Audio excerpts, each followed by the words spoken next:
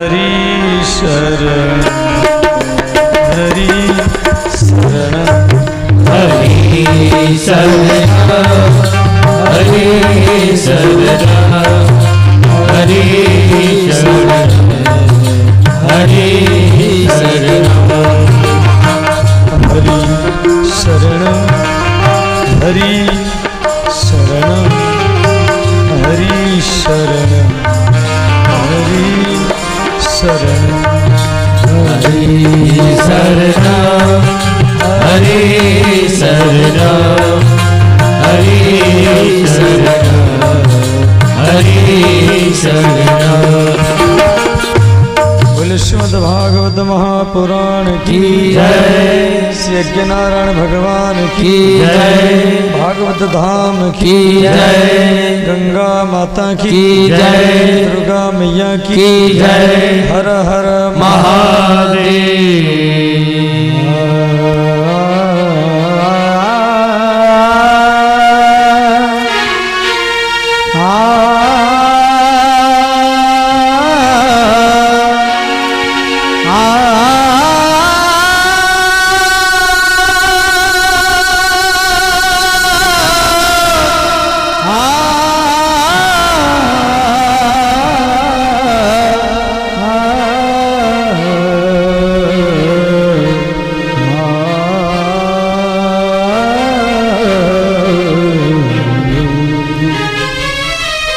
चित्सार सर्वस्व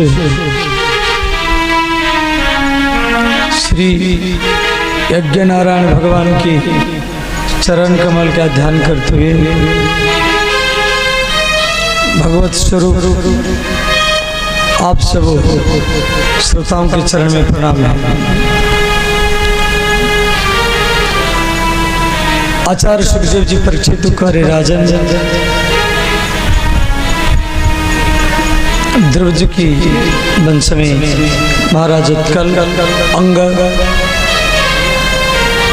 और अंग के पुत्र बेन से श्री पृथु भगवान का जन्म हुआ। भगवान पृथु की पत्नी अर्ची है जो पृथ्वी को अपनी बेटी बनाए थे और पृथ्वी को समतल किए। पहले सारा पृथ्वी में किसान भरा हुआ था, ये पहाड़, किसान लोग खेती नहीं कर सकते।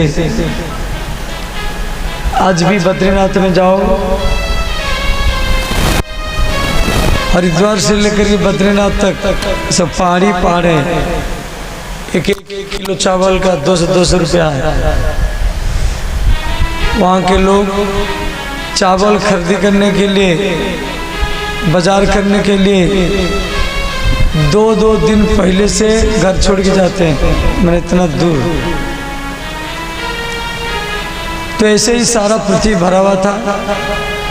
तो पृथु महाराज समतल किए, जिस कारण किसान लोग खेती करता है और मकई, गेहूँ, धान वगैरह पैदा करके देश को चलाता है।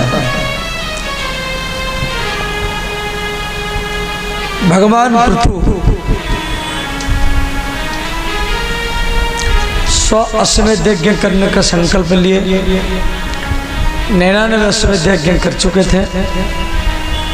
100वां अश्वमेध यज्ञ में इंद्र इनके घोड़ा को चोरी करके ले गया। इनका पुत्र विजिताश्व इंद्र को हरा करके घोड़ा को बचाया। बाद में इंद्र आकर के इन्हें क्षमा मांगी। श्री पृथु भगवान के 100वां यज्ञ में भगवान विष्णु इनको दर्शन दिए। बोले श्री यज्ञनारायण भगवान की जय, पृथु महाराज की जय। भगवान पृथु वो भी भगवान का अवतार थे कि कई श्लोक में भगवान का स्तुति भी किए हैं। आगे चल करके श्री प्राचीन नंबरी का चरित्र भागवत में दिया गया है। श्री नारद जी यहाँ पर प्राचीन नंबरी को पुरंजनोपाख्यान सुनाए हैं। ध्यान देना।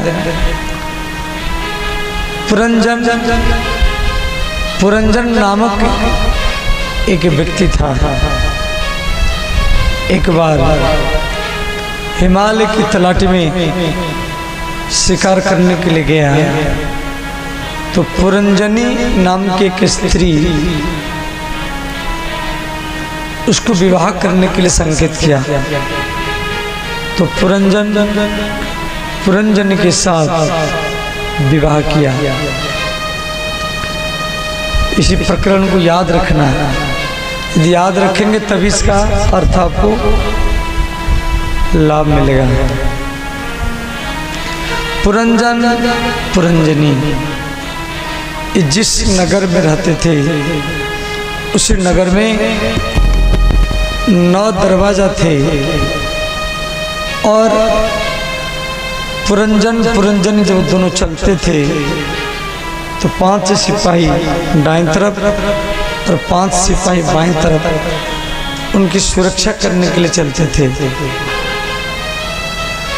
और एक 5 फन वाला सर्प उसके नगर में हरदम घूमता था।